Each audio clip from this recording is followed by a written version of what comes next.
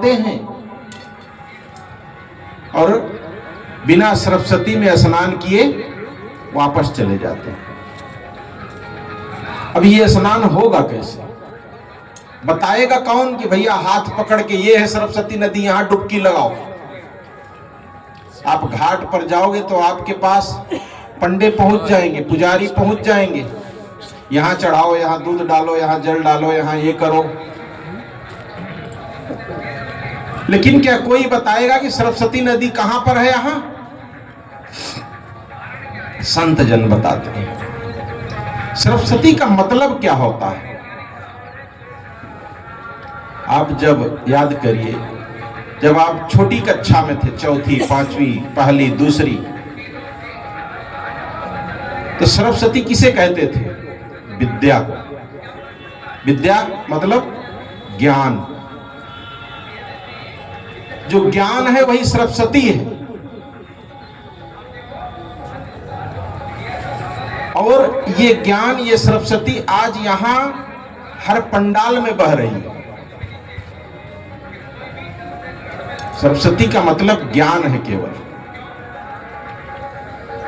और ये ज्ञान यहां हर पंडाल में बह रहा है।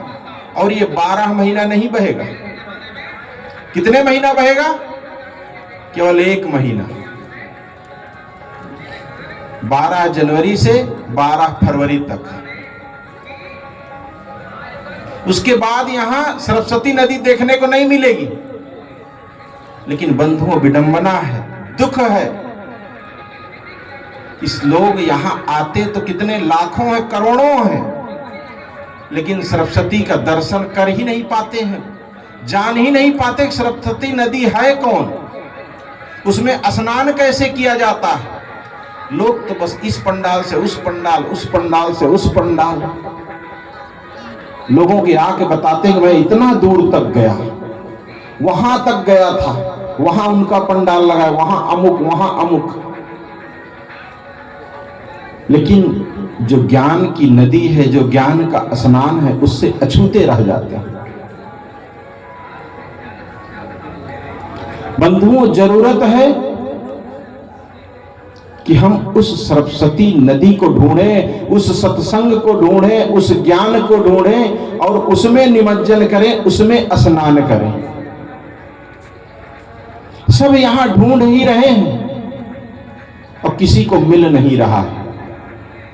कबीर साहब इसीलिए कहते हैं कि पानी में मीन पियासी। मछली तो है पानी में, लेकिन वो प्यासी है।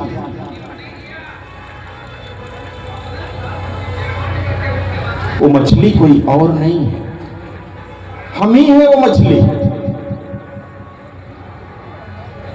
हमको पता है कि ज्ञान कहां है, लेकिन हम उस ज्ञान की तरफ नहीं दौड़ते हैं। हम तो केवल पंडाल पंडाल दौड़ते हैं। जमुना और गंगा में नहा के सोचते हैं बस हो गया काम, स्नान करने बस आए थे, स्नान हो गया। जो असली स्नान है ज्ञान की गंगा में, उससे अछूते रह जाते हैं। और इसका स्नान कहां होगा? सत्संग में होगा। जब कहीं बैठेंगे, अस्थिर होके, शांत होगे, तब आपको बताया जाएगा कि तुम जिसे ढूंढ रहे हो, जिसे पाना चाहते हो, वो तुम्हारे पास है। हर आदमी अपने जीवन को, अपने परिवार को, अपने बाल बच्चों को सुखमय बनाना चाहता है, बस कि हमारे जीवन में कभी सुख कम ना हो, कभी दुख ना आए, हमारा जीवन हमेशा सुखमय बना रहे। और इस काम के लिए वो कुछ भी करने को तैयार है। जहां नाक रगड़ने कहोगे वहां रगड़ेगा, वैष्णो देवी जाने कहोगे वहां जाएगा, पहाड़ पर चढ़ने कहोगे वहां जाएगा, एक डुबकी लगाने कहोगे 4 लगाएगा। बस शर्त यह है उसका दुख मिटना चाहिए, उसके जीवन में दुख नहीं आना चाहिए। पुरुष हो, महिला हो, कोई भी हो, इस काम के लिए सब आदमी दौड़ रहे हैं और वही भावना लेकर हम सब घर से निकले अपने दुख को कम करने के लिए। लेकिन बंधुओं, हर दुख के पीछे कोई ना कोई कारण होता है, ये आपको समझना होगा।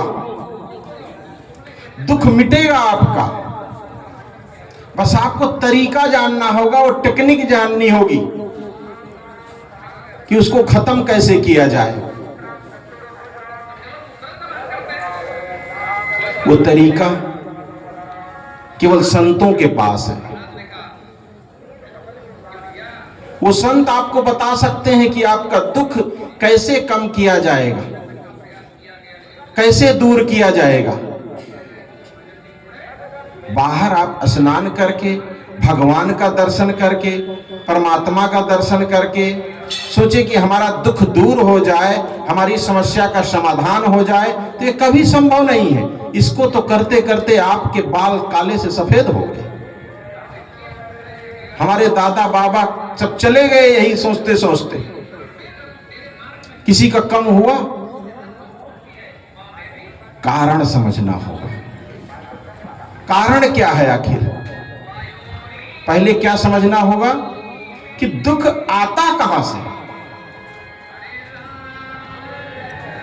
अगर आपके घर में कोई चोर घुस जाए और आपको पता चल जाए कि हमारे घर में रोज चोर घुसता है और कुछ न कुछ चुरा ले जाता है, तो आप क्या ढूंढेंगे? सबसे पहले डंडा, उसे मारे। पहले ढूंढेंगे कौन सा दरवाजा खुला रह गया, कहां पर हमारी दीवार टूट गई, कहां पर बाउंड्री टूट गई, कहां से कमजोर है, ये जानना जरूरी है। तो बंधुओं, इसी प्रकार आपको अपने जीवन में भी ये समझना सबसे महत्वपूर्ण है, दुख आता कहां से, दुख है क्या चीज आखिर।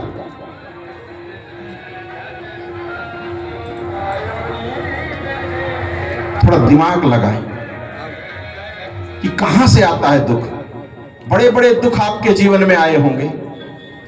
आपका बेटा मर गया, आपका कुछ धन रखे थे, बहुत इंपॉर्टेंट काम करने के लिए कोई चुरा लिया, कोई आपको धोखा दे दिया, आपके साथ छल हो गया, आपका घाटा हो गया। यही सब दुख होता है ना संसार में। आप अपने बेटे से बहुत आशा रखे थे कि अब इस साल ये काम करवाऊंगा, उसे ये कहूंगा बेटा ये कर दे वो कर दे, लेकिन वो नहीं किया, बहुत दुख हुआ, उल्टा जवाब दे दिया। दुख आने का केवल एक ही रास्ता है। वो क्या रास्ता है? वो है हमारे कर्म। ध्यान से सुने, वो है हमारे कर्म, ना कि दूसरे के। हमारे जीवन में जितने भी दुख आते हैं वो हमारे कर्मों का परिणाम है। रामायण में एक पंक्ति आती है, आप लोग सुने होंगे, कर्म प्रधान विश्व रच, देखो बाबा जी को याद है, विश्व रच राखा, और जो जस करे सो तस फल चाखा। अब हम सब वही चख रहे हैं, तो इसमें दुख की क्या बात है? जैसा बोए हैं वैसा काट रहे हैं। ये कौन कहा है? कबीर साहब। बोए पेड़ बबूल का तो आम कहां से खाए। हम सब वही, हम सब बबूल बोए हैं। किसी को बताने की जरूरत नहीं कि कब बोए। आज काट रहे हो, ये उसका परिणाम है। ये कटु सत्य है कि आज अगर हमारे जीवन में दुख है, आपके खेत में अगर कांटे हैं, तो आपने गेहूं नहीं बोया, बबूल बोया है। आपके आज दुश्मन तैयार है तो आपने मीठा नहीं बोला है, कड़ुआ बोला है। पड़ोसी से, बेटा से, पत्नी से, किसी से भी आपके सगे अपने नहीं हो रहे हैं।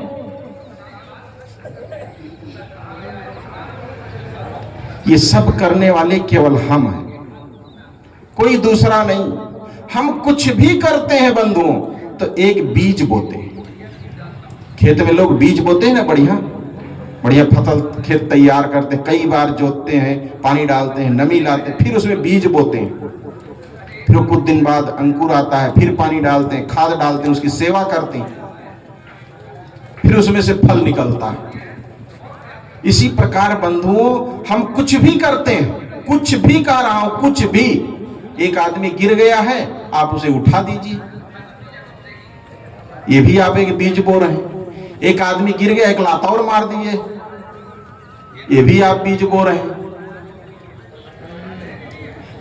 कोई असहाय दिखे, आप उसकी सहयोग कर दीजिए। कुछ ऐसा लगा कि हाँ सच में ये इसको जरूरत है 100 रुपए की, आप उसे दे दीजिए। आप दुकानदार के पास गए, किसी का देखो मोबाइल बज रहा है भाई, और उनको पता भी नहीं किसका बज रहा है। बंद कर ले साहब। मैं कह रहा था कि आप किसी दुकान में गए, 50 रुपए का सामान लिए, 100 की नोट पकड़ाए, दुकानदार क्या समझा 500 की, 50 रुपया वापस करना चाहिए, 450 वापस कर दिया। आप ऊपर से नीचे तक देखे हैं, आपके पास 2 ऑप्शन है। उसको बता दीजिए भैया तुमसे गलती हो रही है, या तो चुपचाप समेट के अंदर धर लीजिए। अब हम क्या करते हैं, अधिकतर लोग क्या करते हैं, समेट के रख ही लेते हैं ना। आती हुई लक्ष्मी कौन लात मारता है? परिणाम क्या होगा इसका? ये जब उगेगा 450 रुपया, तो इसके कांटे कितना चुभेंगे।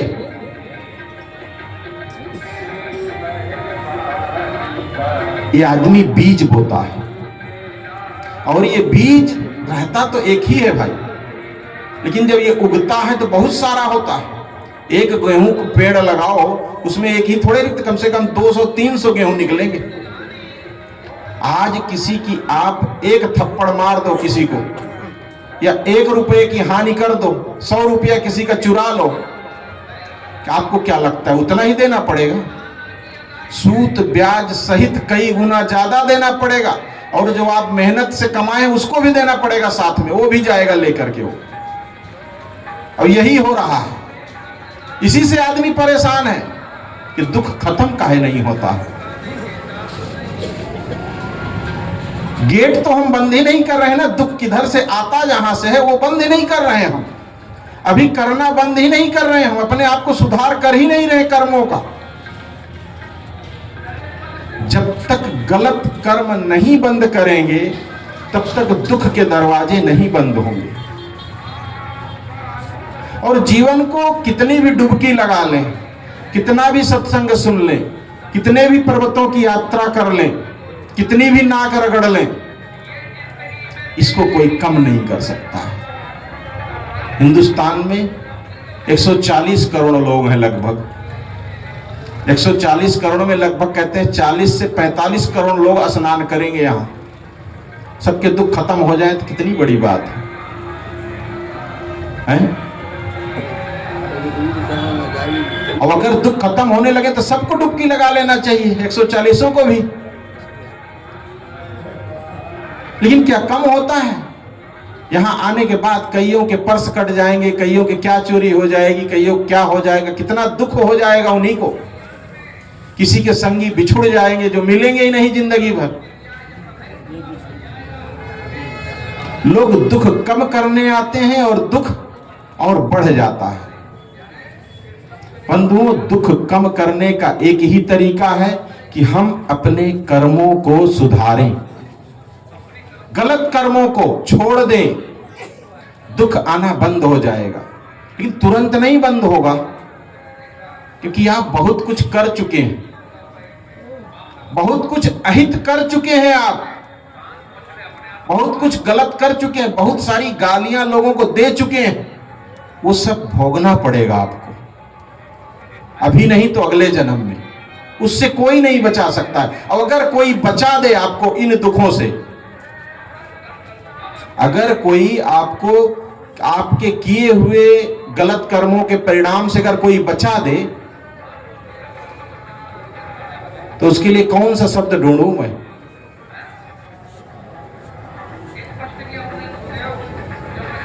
आप ही ढूंढिए। कैसे? एक छोटी सी बच्ची है, नाबालिग है, उसके साथ बलात्कार हो जाता है, अन्याय हो जाता है। अब आपको जज बनाया जाता है कि आप इसका फैसला करिए, इसको बरी कर दीजिए या इसको सजा दीजिए। आप सर्वे सर्वा, आप क्या करेंगे? चाहेंगे कि ऐसे आदमी को सजा ना मिले? हर आदमी चाहेगा कि सजा मिले, लेकिन हम अपने भगवान को ऐसा बनाए हैं, अपने पूज्य को, अपने परमात्मा को, गंगा नदी को ऐसा मान लिए हैं कि ये इन सब पापों से मुक्त कर देगी। ऐसा मुक्त करने वाला कितना निर्दयी होगा, सोचिए आप। और निर्दयी कहने वाला कौन है? जो उनके सबसे बड़े भक्त हैं, कि हमारे भगवान के पास आ जाओ, हमारे गुरु के पास आ जाओ, सारे दुख दूर कर देंगे आपके। कितना भी पाप किए हो वो पाप नष्ट हो जाएगा।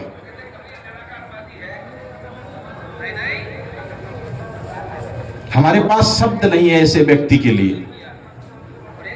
कैसा शब्द नहीं, मतलब इतना, मतलब वो आदमी इतना निर्दयी होगा, नियम कानून से कोई मतलब ही नहीं उसको, एकदम कहा जाए कि बेईमान। आप खुद सोचिए, किसी के साथ अन्याय हो जाए, किसी को न्याय न मिले, ये सही बात है। लेकिन लोग क्या करते हैं कि भगवान को भी घूस दे देते। 1 लाख का सरकार से गबन किए और 1100 रुपए का लड्डू मंदिर में चढ़ा दिए। होता है कि नहीं होता? या 5000 का भंडारा करवा दिए 10,000 का। भगवान भी खुश हो गया। ये भगवान को इतना अन्यायी बनाते कौन है? हम ही बनाते हैं ना। भगवान तक तो है नहीं कहीं पर, लेकिन आदमी जो मानता है उनको, और उनको जिस ढंग से उनकी छवि समाज में प्रचारित है, वो इस ढंग से है कि एकदम कहा जाए कि गिरा हुआ इंसान, जो सबसे ज्यादा घूस लेता हो, सबसे ज्यादा अन्याय करता हो, है कि नहीं है? मतलब घूस ले करके वो चुप हो जाता है। एक बेटी के साथ बलात्कार हुआ, उसको थोड़ा सा घूस मिल गया, वो चुप हो गया। गांव में ऐसे कई अधिकारी होंगे, आप जानते होंगे, नजर में होंगे आपके, उसको कितना बुरा दृष्टि से देखते होंगे आप लोग। और ऐसा हम भगवान को भी अपने समझते हैं कि भगवान भी ऐसे ही। बंधुओं, हम सब सत्य से बहुत दूर हैं अभी। सत्य कुछ और है और हम चल किसी दूसरी दिशा में रहे। अपने कर्मों को सुधारना होगा, गलत कर्मों को छोड़ना होगा। बस कोई भगवान, भवानी, देवी, देवता, गंगा मैया या जमुना मैया कोई नहीं काट सकती। तंबाकू तक तो छुड़वा नहीं सकती गंगा नहाने वालों की। अगर ये 40 करोड़ लोग जो नहाएंगे, अगर केवल तंबाकू छूट जाए इनकी, मैं सोचता हूं कि बहुत बड़ी बात हो गई। कि नहीं? नहीं हो सकता है। वहीं लोग नहाते नहाते खाते हैं, नहा के निकलते डुबकी लगा फिर शुरू मलना। बंधुओं, हमें सुधार करना होगा, और ये सुधार आपको तब आएगा जब आप सरस्वती में स्नान करेंगे तब। और वो सरस्वती बहती है पंडाल में, संतों के दरबार में। तब त्रिवेणी नहाना सफल होगा, सार्थक होगा। तो बंधुओं, हमारा समय तो थोड़ा ज्यादा हो गया है, ज्यादा क्या डबल हो गया है, लेकिन बात पूरी करनी थी कि हम सब अपने जीवन को जिस दिशा की ओर ले जा रहे हैं उधर से मोड़ें और ध्यान दें कि हमारे जीवन में जो दुखों की मात्रा है इनको कम करने के लिए हमें अपने कर्मों पर ध्यान देना होगा। गलत कर्म आज से करना बंद कर दें। मन, वाणी और कर्म, इन तीन चीजों को सुधार लें। मन से, वाणी से और क्रिया से, इन तीनों से किसी का अहित ना हो, किसी को दुख ना पहुंचे, बस आपका ये शुद्ध हो गया। बस और अधिक कुछ ना कहते हुए मैं अपनी वाणी में विराम देता हूं। बोलिए सद्गुरुदेव की जय।